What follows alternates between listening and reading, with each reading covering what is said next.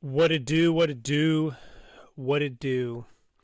Welcome to our video on the habit loop. Now, the habit loop is really important to go over because, one, this is a part of your life that I'm going to go into, like, kind of why it's a part of your life. And it is the if you change your habits, you're going to change your life. And this is more powerful than knowing what to do. And I'll go into that as well. So, for a lot of people, what happens is they want to change their life, and they're like, oh, I'm missing some piece of information to lose some weight, to train better, to get out of pain, to whatever, health related comes to. But once you have that piece of information, what you quickly realize is, particularly with health, where the benefits are typically in a long cycle, aka it takes a while for things to really show up, whether it's like lose a significant amount of weight, you feel a lot better. You realize, like, okay, now I have this piece of information, now I have to execute on it day in and day out. And so is it important to know good things about how to lose weight, how to train better? Yes. But what's more important, and the things that stick with you, are how to change how you do things so that they stick and that you can reap the benefits. Does that make sense? I hope so. I feel like I'm kind of rambling a little bit, but let's get into it. So, the habit loop, the cycle of repeated behaviors, and how you can hijack the process to get whatever you want. Okay? So, first off, I want to bring up and kind of show you a little bit about, we have in our, obviously, a program called the St. Farr model. This is a model of just how things happen, mostly into how you act, how you think, how you feel, the urges that you have, and obviously the results that you get because of those things. And our motto is change the way you think, and then obviously get the result that you want, right? Change your thinking process, change your future. And the St. Farr model is an acronym for stimulus, thoughts, feelings, actions, and results. So some stimulus happens and you have a thought about it, right? You get a notification that you get an email, you look down, you see it's from your boss. Then you have a thought about it. And the stimulus, there's nothing, it's neutral. It's neither good nor bad. It just happens, right? Just something happens only until you put a thought onto that stimulus. Do these things become good or bad, or anxiety inducing or excitement inducing? Like, there's you have to process the thing, right? So there's some filter that goes on for it to have any meaning. And obviously, once you have these thoughts, your thoughts create your feelings. So like I said, if your email shows up and it's your boss, and then you feel anxious about it because you haven't been doing that well at work, well, the email is not good or bad. It's how you feel about it, right? And obviously, if it creates anxiety, you're going to act a certain way. You're going to retreat. You're going to stress out. You're going to vent to your spouse, whatever it is. But maybe it's your boss, and you knew, hey, listen, I know this. I know this promotion is coming up at work. I think I'm going to get it. I just think it's a matter of days. And then you see this email, and you're going to get really excited. And same thing, you're going to act differently. And then obviously your actions are going to create some kind of outcome or result, right? So, for good or bad, whatever that's defined based upon your goals and stuff like that, that's what happens.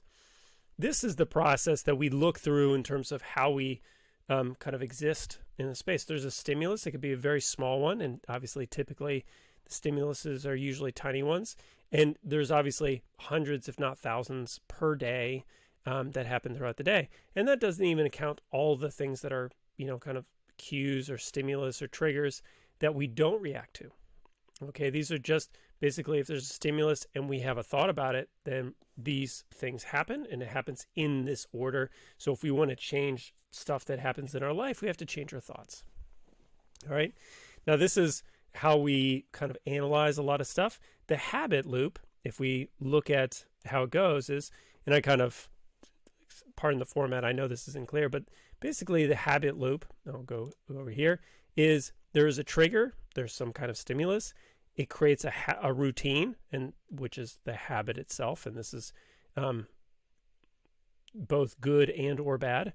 And then there is a positive reinforcement. There's a reward for that habit.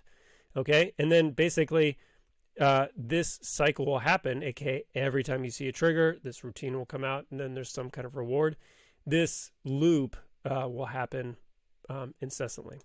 Okay, so basically it's, what's going to happen is the stimulus is going to happen, and then the routine is going to happen after that cue.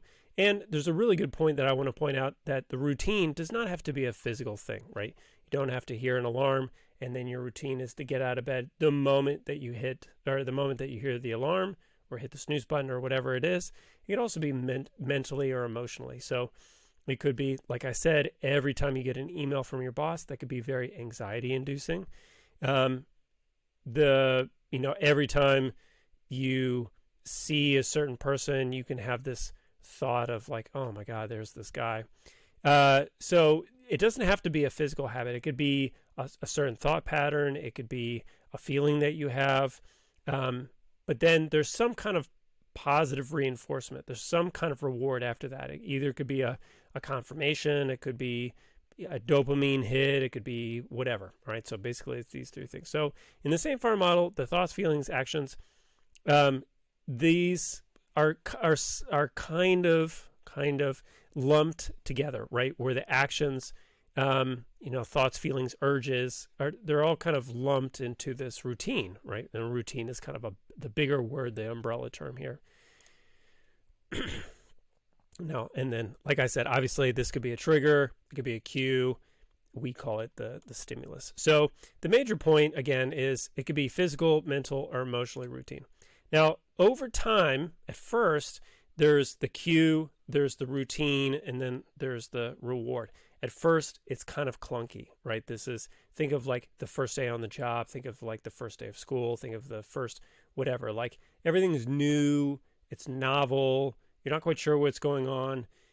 But however, there's like certain things that become maybe not routine for you yet, but they become patterns in your life. And humans just naturally look for patterns in our life. So when we start to see this pattern of like something happens and this is how I respond and then this is how I feel, like we want to see it again because we love certainty. We love the increase in the chance of certainty. So now when this stuff happens routinely, every day, every hour, every 15 minutes, once a month, whatever it is, basically what happens is the process becomes so autonomic, that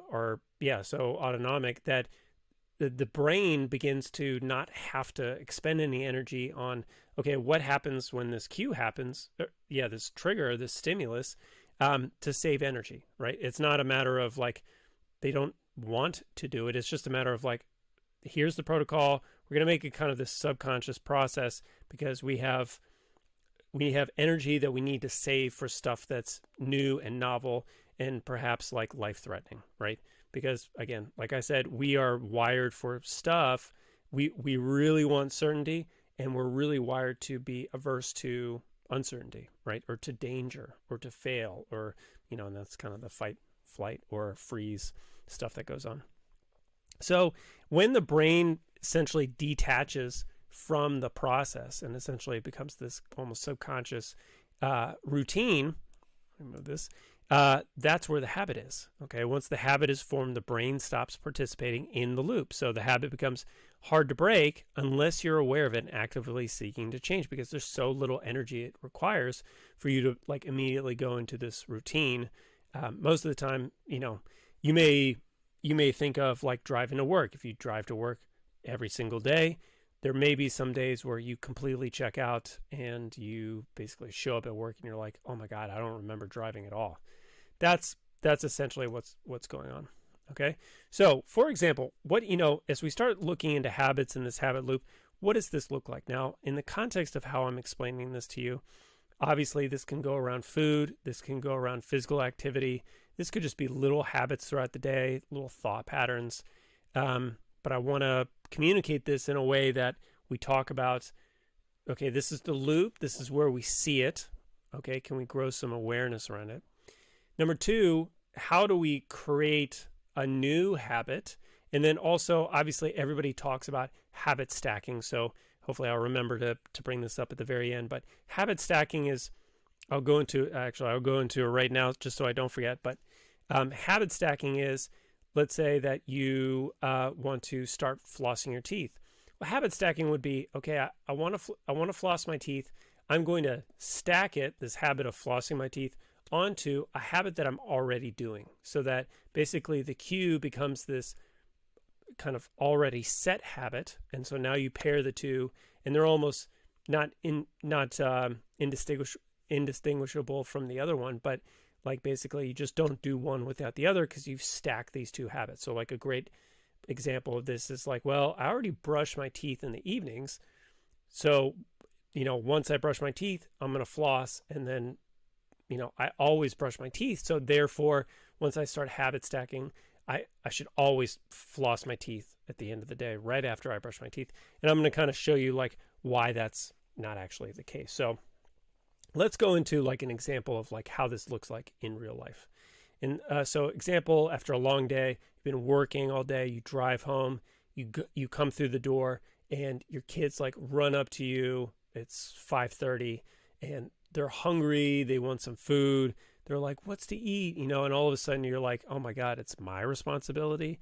Like, I'm tired. I want to eat too. And like, and then you start thinking of like, oh, it's going to take me an hour and a half to cook all this food, blah, blah, blah. You're fed up. I'm done with this. Hey, listen, just for today, let's all hop in the car. We'll run down to Chick-fil-A. Let's say we run down to McDonald's. We'll grab some fast food. And then, we can come back here and we'll pick it up tomorrow or whatever. All right. It's inexpensive. The food's tasty. Obviously, like if you've ever had McDonald's food, like it's really, really tasty, and it leaves you feeling full and great.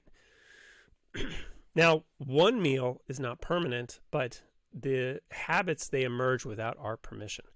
So once you'll also notice like in the story is you're not only tired like one day in your whole life. Like routinely, this is probably something that happens where you get home, you're tired, your kids are hungry. Like all these things happen almost every single day. So what happens is like over the days, the cues and the rewards create the habit, and then the cue reward cycle becomes so short. Okay, basically the kids run up to you, you feel stressed, boom, habit. Hey, let's run to the fast food and grab it. And then obviously like to shorten that is like you don't even want to feel the stress of the kids running up, so you just grab the food before you even come home, and then you bring it in, and then boom, everybody's a winner. So now the kids who started off as just hungry, and then you started off as just stressed without a whole lot of time, now we've got this cue reward cycle that's super short, and the kids as well as you are now eating a proportionally unhealthy amount of chicken burgers and French fries, or kind of whatever they order, right? So, and then like the same thing when you like you go to McDonald's, the thing is when you order at McDonald's, you're going to get the same thing every single time. So the positive reward is the same every single time. There's no, question of like the quality of what you're going to get. Like, listen, we're hungry. We don't have time. We're stressed out. We need something right now. Like we need this very particular reward that we know we want in this habit loop. So when you go to McDonald's, it's like a guarantee. Hey, listen, I'm going to get the same thing every single time. Is it a 5-star Michelin restaurant? No, that's not the point. Is it the same thing every single time? Yes. Are all the behaviors around there the same every single time? Like the outfits, the menu, the location, the look of the place, like the feeling of the fries, like the texture, all that stuff is exactly the same, right? Is McDonald's bad? No, but what they're doing is they understand this habit cycle of like, listen, these people are looking for, they don't really care like what, it's not their responsibility to make sure that you control how many calories you have. what they're doing is they're looking out to create the same kind of positive reinforcement once you purchase the burgers and fries or chicken nuggets or whatever it is. I mean, if you look at these fries, like, I'm sure you're visualizing and imagining the texture and the taste, like the salt and the fat on your tongue, like the moment you bite into it, and like, you know, you put some barbecue sauce on it or something like that. Like, you know what that taste is because it was the same thing the 50 times that you ordered it, right? And a lot of people just aren't aware of it. I'm not aware of everything, but you know, basically, like, these consistent, you know, cues to create this eating routine is obviously important for McDonald's as a business, and then it's also important for you to have to continue going to McDonald's. Now, you know, if we go back to this habit loop, this trigger, routine, reward, you know, a lot of people will look at this McDonald's like, oh my God, yeah, we go out and have fast food like twice a week, like, and that is a lot of high calories. Like, how can we break free from this habit? Like, obviously, the first thing that we got to do is just be aware, like, yeah, this is, you know, this overeating of, you know, depending on your goals again. So this is all goal dependent, but, you know, depending on this cycle of, hey, listen, we're overeating this fast food, let's pare it down to once every 2 weeks or once a month or whatever. Like, once you kind of become aware of this cycle, first off, that's a really great step. But for many people who are inexperienced in all this stuff, what they do is they move from this habit loop, right? Okay, listen, now we're, you know, I want to kind of shift the focus into let's change our habits now. So currently what your habit is, kids are hungry, you're stressed, you don't have a whole lot of time. Hey, listen, let's grab something easy and consistent at McDonald's. You know, the routine is, okay, hop in the car, go to the place, order our foods. I'm sure you're ordering all the same things. And then the reward is this, you know, sugary, salty, highly palatable food that tastes fantastic and was the same thing every single time. You get that same high, you know, that you did the first time that you ate it, right? But now you're like, listen, guys, we're all getting fat. We all need to eat healthy. You know, let's change this. Like, we're all having salads, okay? So this is typically where we really run into a brick wall, and this is and people try to fix it by looking at like motivation and really this is kind of one of the major things is, you know, the kids are hungry, you're stressed, you don't have a whole lot of time, but you're like, nope, we're not going to McDonald's. I have to interject. We're going to do this new habit, which is, you know, this trigger routine and then the reward cycle. So kids are hungry, I'm stressed, I'm going to come home, but I'm going to, you know, brute force my way into let's eat healthy, right? So we're going to have this salad. And then but really what happens is after this kind of new routine gets injected into it, and this would be like the habit stacking part, is what is the reward? Okay. So, you know, when we talk to our kids, you know, healthy means good things, right? Some positive things in terms of long-term progress, long-term health implications. Like those are positive things. However, in the moment, healthy food for a lot of people who are just starting that's not positive. Like, I don't know if you've ever had a salad that you made for yourself, like when you're a beginner vegetarian or a beginner, like they suck. They're really bad. The only good thing about those salads is like the ranch dressing or the, you know, French dressing or, you know, basically like the highly caloric things that you put on top so that the salad like actually tastes good. So the missing ingredient here is what is the positive reinforcement that you have of this new habit. Okay. Now, obviously, this is where we can use classical conditioning to change this habit, right? So how do we change it? One is we got to make sure that we have this really positive thing at the very end, but we can also use classical conditioning to our benefit. And what is classical conditioning? Classical conditioning is, you may be aware of Pavlov's dogs, right? This kind of conditioning. But basically what it is it's the association of a neutral stimulus with a biologically potent stimulus. So I say, Pavlov's dogs, but this is like, we see it all the time. I literally just explained, right? The kids run up to you, you're stressed, like this, cue of kids yelling at you and roughly the time of day. And you're like, well, after a while, like you're going to start getting excited for McDonald's too.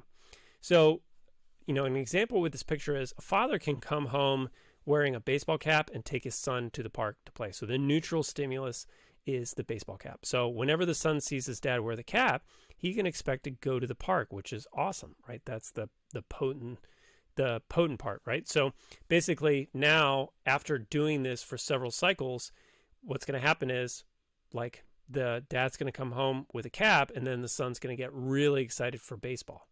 Okay, in Pavlov's dog, there was a bell, there was a steak, and then there was salivating. So basically, you can look it up on your own, but there was a dog, it was lab tested. The bell would be rung in front of the dog, and then the moment that the bell was rung, a steak would come out or some kind of food, and the dog would salivate, right? Because the food looks like crazy good, right? So ring the bell, slide the food out, dog begins to salivate. Ring the bell, food comes out, dog begins to salivate. Ring the bell, no food comes out, dog is now conditioned to associate the bell with the food and will salivate anyways, okay? So what we can do is we can think of, okay, what's the cue, right, to the biological thing that, basically I want to get, and then what's the kind of, basically what's this classical conditioning thing? So what can we do here? So basically eating healthy is not the positive reward everybody thinks it is. So first off, like, what are some of the cues that you have currently before you have the habit that you want to get rid of? Okay. So number one is like, for instance, it could be a certain, let's say that you, all right, a really good example is, in the evenings, like on Friday, you're going to wind down, right? This is kind of the same thing. It's the end of the week, you're stressed out, and at 8:00, right, the time, maybe your wife sits down on the couch and turns on the TV, and it's like, okay, now we're here for our Friday routine of watching a movie. And then the TV comes on, and you're like, okay, let me get into this routine, this wind down, this like relaxation. You like get out your beer or your glass and get some ice and pour some bourbon in there. And so like this whole series of cues and triggers kind of lead you to this habit of, on Friday, we sit on our couch, we drink our drinks, we eat our popcorn, and we watch our movie. And so let's say you're like, listen, I drink too much, I eat too many snacks, and I'm not actually productive for like 2 or 3 hours on Friday evening. I want to be a little bit more productive with my time. Well, let's think about like, what are all the cues that lead up to that moment? Okay. So it could be the time of the evening. It could be every time I'm always in the living room. Cues could be my wife always sits on the couch. It could be that, I always get dressed a certain way and like into comfy clothes, like right before this thing. So what are those things that are starting and cueing you this new habit? For this McDonald's example, it could be, you always obviously come home, there's no food ready. The kids always run up to you. It's, you always feel stressed. It could be, you're carrying certain things. Obviously I'm kind of like making this up on your own because I'm trying to imagine what's going on in your head. But, really you've got to be aware of like, what are the environmental things that are around me that kind of push me in the direction of the stuff that you always do. Okay. And then what positive rewards do people get for eating better? So, in terms of, now you've got this habit, that, you do, the current habit, like if you think of sitting down on the couch with your wife, like drinking your drinks and the popcorn and watching a movie, is like the positive stuff there is through the roof. Like these are all things that you really enjoy. You like the popcorn, you like the drinks, you like the relaxation on the couch, you like spending time with your spouse, you like watching TV, you like turning off your brain, like, those are all positive things. And so all of a sudden, if someone's like, hey, listen, stop doing all that, that's going to make you feel really bad because you're like getting taken away. All those fun things are being taken away. And so really what we've got to do is we've got to make sure that, what really, when we're trying to inject this new habit, we got to make sure that we're reinforcing it with these other positive things. Okay. So, are those, instead of having popcorn, let's say, what are some other non-calorie things that make you feel really, really good? So instead of like completely changing this whole habit of, hey, listen, we're going to sit down on the couch and watch this movie and have our drinks and have our popcorn. You could be sitting on the couch, watching our movie, having our drinks, but then instead of popcorn, it could just be, I'm trying to think of something positive. It could be, you're stretching right on the floor. I know I'm kind of like making this up on the fly. Other positive rewards could be, hey, listen, or, maybe not popcorn, in terms of the snack, but let's say you're having almonds or you're having, something highly caloric as your snack. Like maybe you're eating Chex Mix or something like that, and you switch to popcorn, right? That's still really palatable. It tastes really good, but now you've cut like hundreds of calories out of this snack. Let's say instead of a drink, even going from regular beer to light beer, that's a major change with positive benefit. For the kids, if you're trying to inject this new food, this healthy food, a lot of the times people don't realize like you can have a bite of this or a bite of that of kind of the normal stuff that you really love.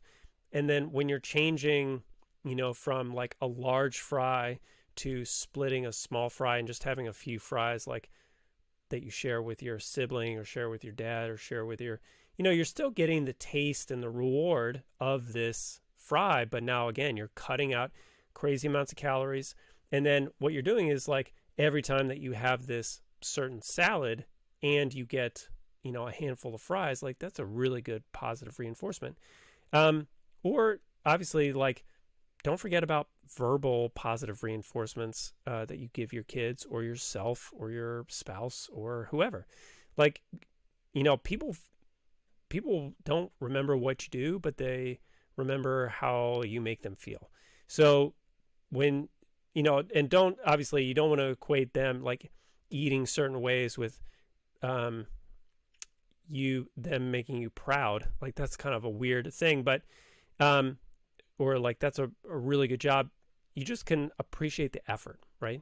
Like, hey guys, like I really appreciate you diving into this salad eating, right? And this more balanced eating and, or whatever it is. Like you kind of want to just appreciate the effort that's going through and the intention and the thoughtfulness and kind of coming along on the journey and all that stuff. So, and then obviously like this kind of brings me back to the Saint Farm model. So like, what are you doing to change the cues before the certain habits, right? So, are you aware, instead of sitting down on a Tuesday night and like having the drinks and having the movie and having the popcorn, and having the relaxation time, like why not go to a different room where all of a sudden all the cues are completely different?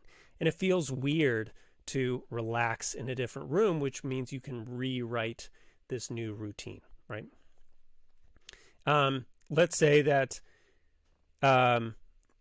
normally like at 5:30 when you get home, your kids immediately run up to you and say like, hey, we're hungry.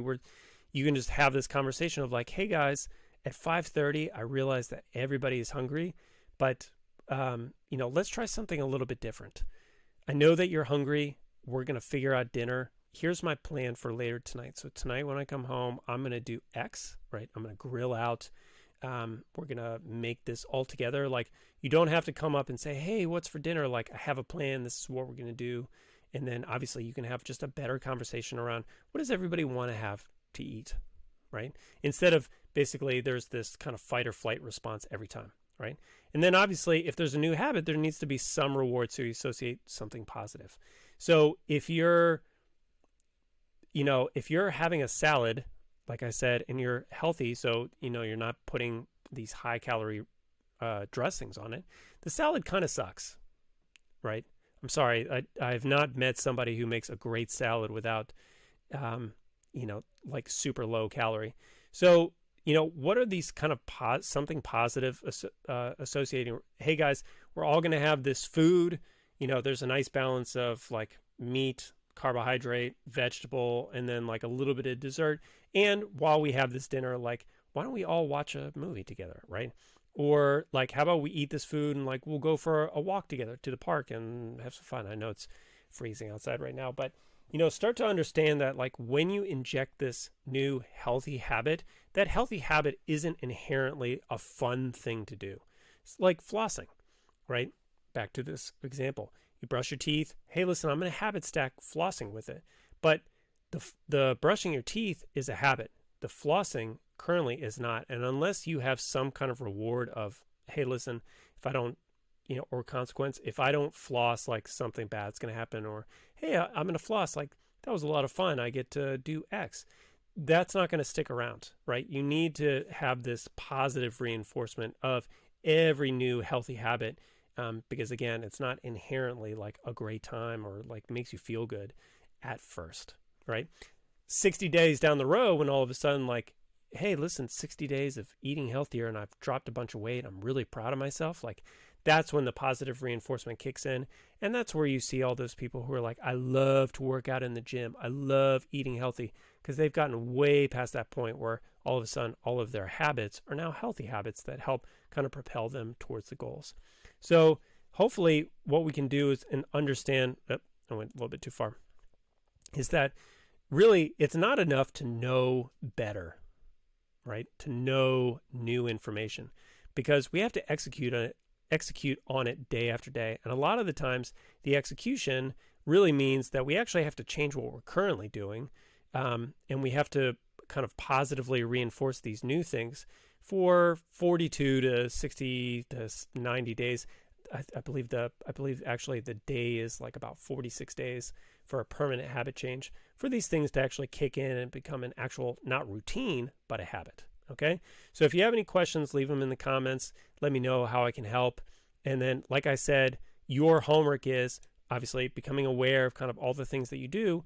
What are the cues around this habit loop that you currently have? What are the things that kind of set you up for your current habit?